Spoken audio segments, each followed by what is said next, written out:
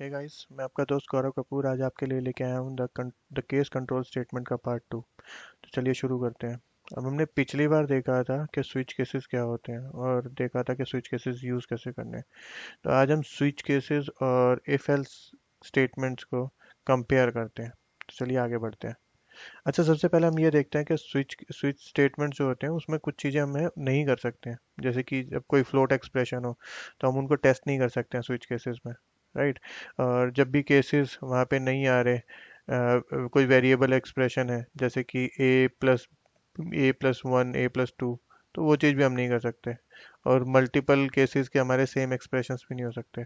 जैसे कि सपोज हमारे पास, जैसे यहाँ पे नीचे मैंने दे रखा है केस 3 है या फिर केस 1+2 है। तो यहाँ पे दोनों, ये भी केस 3 है, ये केस 1+2 भी अर्थमेटिक करूंगा तो 3 हो जाएगा, राइट। तो ऐसी कुछ चीज़ें हैं जो हम नहीं कर सकते। जब फ्लोट एक्सप्रेशन नहीं चेक कर सकते तो फिर क्या कर सकते हैं, मतलब। और उसके बाद जो वेरिएबल एक्सप्रेशन है, लाइक ए+3 हो गया, ए की कोई हमारी वैल्यू है उसको भी वो नहीं कर सकते हैं। या फिर स्विच ए के अंदर केस 3 या और केस 1+3 ये चीज़ भी नहीं कर सकते हैं। तो हम लोग इसको यूज़ क्यों करते हैं? क्योंकि ये क्वेश्चन आता है जब इफ एल्स में हम ये सब कुछ कर सकते हैं तो क्या, और इफ एल्स में कोई लिमिटेशन भी नहीं है, तो हम स्विच क्यों यूज़ करें? क्या रीज़न है, राइट। तो सबसे पहला रीज़न तो ये है स्पीड। देखिए, स्विच केस हम जब यूज़ करते हैं तो वो जो इफ एल्स स्टेटमेंट है उससे तेज होती है। आप पूछेंगे कैसे?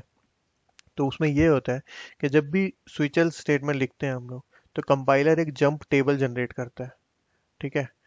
तो वो कंपाइलेशन के टाइम पे ही हो जाती है, जिसकी वजह से ये होता है, सपोज मैंने स्विच में स्टेटमेंट दी, मुझे थर्ड केस पे जाना है, तो वो सीधा थर्ड केस पे जाएगा।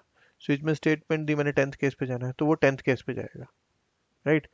तो बड़ी बड़ी चीजें हैं। और स्विच में मैंने सिर्फ स्टेटमेंट देनी है और वो होगा।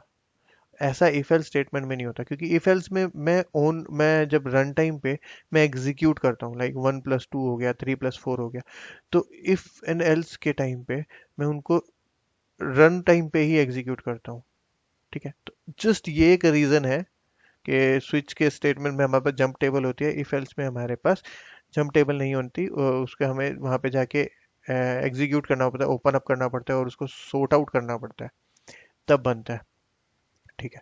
अभी चलो एक एग्जांपल लेते हैं कि स्विच में 10 केस हैं, ठीक है, और इफ एल्स में भी 10 केसेस हैं। तब क्या होगा, कौन सा तेज चलेगा? यहाँ पे हम ये तो बोल सकते हैं, अगर स्विच में 2 केसेस हैं, राइट। अगर स्विच में 2 केसेस हैं और वो धीरे चलेगा इफ एल्स से। क्यों?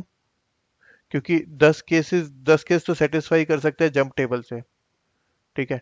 बट जब सिर्फ 2 ही केसेस हैं तो जंप टेबल बनाना पड़ेगा कंपाइलर को, वो ज़्यादा महंगा पड़ेगा उसके लिए। गो टू स्टेटमेंट्स आती हैं, तो स्टेटमेंट्स भी अलग अलग होती हैं, तो स्टेटमेंट्स के थ्रू जब कंपाइलर वहां तक जाएगा तो उसको उसके लिए कॉस्टली भी पड़ेगा, टाइम एफिशिएंट भी नहीं होगा, ठीक है। अच्छा चलो, अभी ये सोचते हैं कि अगर इफ एल्स के पास 10 कंडीशंस हैं वो एग्जीक्यूशन टाइम पे चल रही है, तो जिसने उसको स्लो किया, ठीक है। लुकअप टेबल जो हमारे पास जंप टेबल है वो फास्टर होती है, जिसकी वजह से वो तेज हुआ। ये हमारा स्विच स्टेटमेंट जंप टेबल की वजह से तेज हुआ। और if else condition execution time पे इवेल्युएशन करने की वजह से स्लो हुआ। और अगर वहीं पर ही जो हमारे पास इफ एल्स की जो स्टेटमेंट्स हैं वो बहुत ज़्यादा आसान हो, मतलब ऑनलाइन ही हमें सब कुछ, मतलब क्या बोलते हैं, जो हमारे पास इवेल्युएशन है वो पहले ही हो जाए, ठीक है, पहले ही हो जाए, और कम स्टेटमेंट्स हैं, तो इफ एल्स तेज चलेगा, राइट। लुकअप मैकेनिज्म जो होगा या फिर जो हमारा ये जंप टेबल होगा वो स्लो हो जाएगा। कंपाइलर को भी तो टाइम लगता है ना। तो मैं जस्टिफाई नहीं कर रहा हूँ कि आपको स्विच केस यूज करना चाहिए या इफ एल्स यूज करना चाहिए। मैं आपको दोनों दे रहा हूँ। स्विच, आपके पास स्विच केस भी है, आपके पास इफ एल्स भी है। तो कंपाइलर ने आपको स्विच केस स्टेटमेंट भी दिया है और इफ एल्स स्टेटमेंट भी दिया है।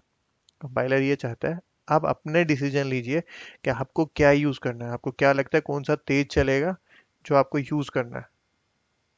तो जो हमने प्रोग्राम्स बनाए थे पिछली बार या पिछले वीडियोस में, जिसमें भी इफ एल्स स्टेटमेंट्स थी या फिर स्विच केस स्टेटमेंट थी, एक बार उनको चेक कर लीजिएगा।